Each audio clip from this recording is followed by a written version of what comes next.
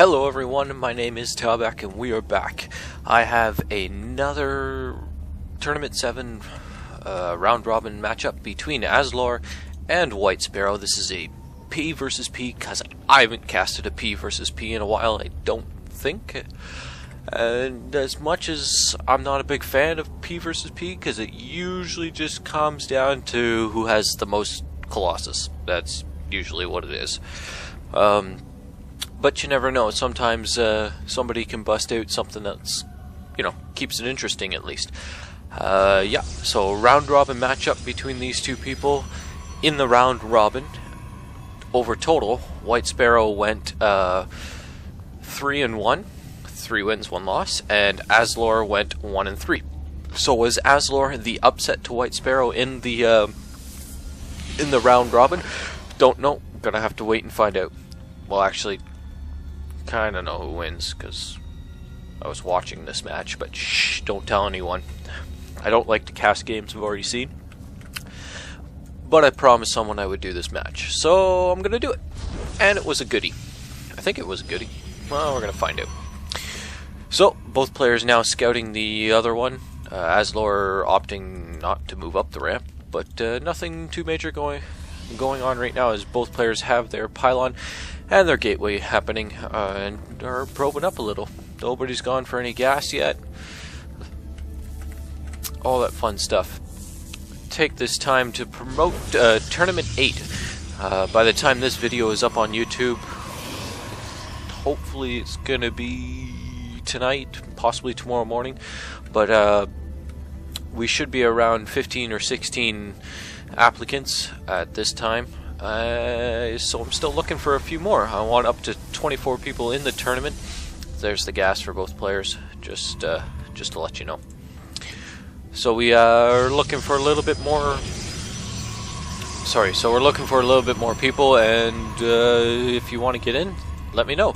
You can go to our forums at www.tnbstarcraft2.com and check it out. It's a gold and below community.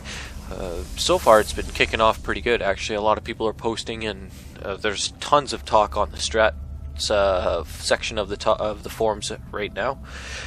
Yeah, love to get your input, see what you have to say, and come out and play with us.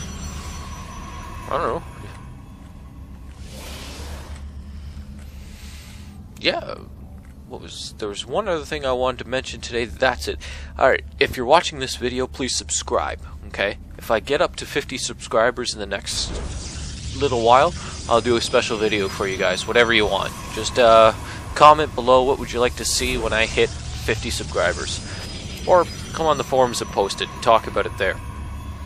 But either way, you need to subscribe for it to happen. You could watch a 1 versus 1 between me and Batman, your two casters, to see who is actually really good, or me and Dvex, or Dvex and Batman, or hell, do you want to watch a 3-for-all between the 3 of us? Or do you want to just play against us? Batman and I'll 2v2, or Dvex and I'll 2v2? Don't matter. And then we can cast the game and put it up. Or whatever you want to see. So, Azlor has gone 4 gateways. Typical kind of starting build between P versus P, as if we look over at WihteSparrow, he is not going 4 gateway, he's just got 2, but he's still getting his Cybernized Core, opting to Chrono Boost out his Zealot rather than Chrono Boost the Warp Gate technology, where I believe the opposite is happening over at Azlor's base. Yes, he is Chrono Boosting out the Warp Gate technology over everything else. He really isn't building units, he's just waiting for that warp gate to come in.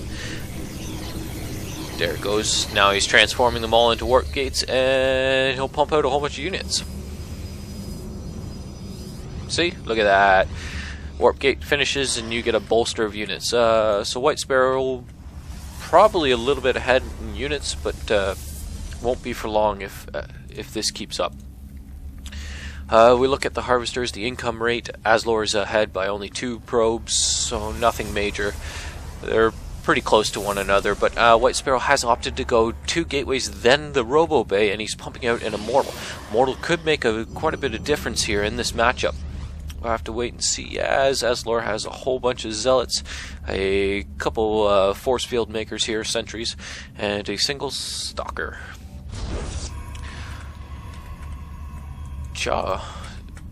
Tons and tons of pylons.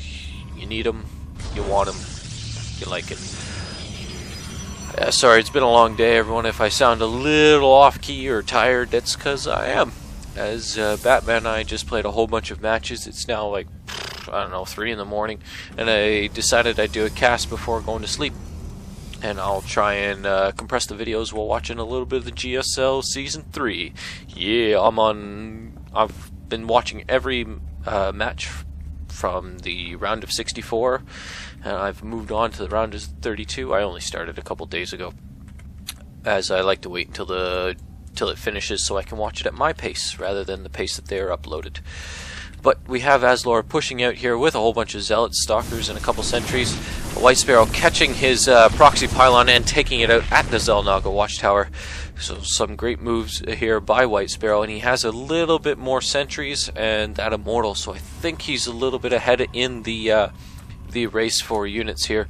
But Azlor is going for the ground weapons level 1, and WihteSparrow is still at 0-0. So could get a little bit ahead here. Azlor is going for his expansion, as usually what to be done after you've gone 4 gateways. You need that extra little income to be able to even plop down another building. You go 5 gateways, you might be able to handle it off of one base if you throw a whole bunch of zealots in there, but the gas is just going to be too slow to really beef up your units with stalkers and sentries and whatnot. So what is WihteSparrow going to retaliate with? He's going to retaliate by going a couple more immortals and get his own expansion. Some great moves there, as he sees that his opponent Azlor is going to just shoot ahead in the economy race. If we take a look back over at that, it's 28 harvesters for WihteSparrow now over Azlor's 24. And if we look at the, what is the one I want? I want Army tab, that's right. So neck and neck there, as they're 69 and 68 supply, that's the word I'm looking for, in favor of WihteSparrow. So WihteSparrow, even though he went 2 gateway, then Robo Facility, is still able to keep up, as he now has his 2 more gateways out, which will, as I just mentioned over there, require this Nexus to be done. I find that you just need that extra income to be able to support these 5 unit building structures. I don't know if that's what you want to call it. A ton of zealots for both players. Kind of like it. I don't usually see. You usually see them go stalker heavy when you go PvP, but we'll have to wait and see. Azlor now, has his proxy pylon up again at the opposite Xel'Naga watchtower, but it still cuts his running distance down by about half. So his zealots aren't going to be as tired when they get there, because they don't have their zealot legs yet. Their power thirst legs. If you haven't seen the power thirst videos, go look them up on YouTube right now. Well, not right now, after I'm done casting. And then you'll watch the Banelings video from Husky. Even better. Just a little plug there. Probing up is Azlor here. It does look like that's what he's doing mostly. He is researching now his zealot legs, and his ground level weapons level 2 is 50% done, and a couple more gateways being popped out. As I think I was just looking at them a moment ago. And if we look at WihteSparrow, he has the Twilight Council down, maybe getting some Blink Stalkers, his own zealot legs. But yes, Azlor's weakening this gold for some reason. The rocks at the gold, I mean. Is he going to push in, or is he just going to cower in the corner? I think he's going to cower in the corner. There's enough sentries here to wall off one complete side or the other. So if he can cut this army in half as it's coming in, it'll be a great help against, as it is so zealot heavy that they'll have to run around this to the other side, depending on which side they come in, to be able to reinforce their comrades that have been cut off. Okay, the observer is coming out. Some more zealots being warped in.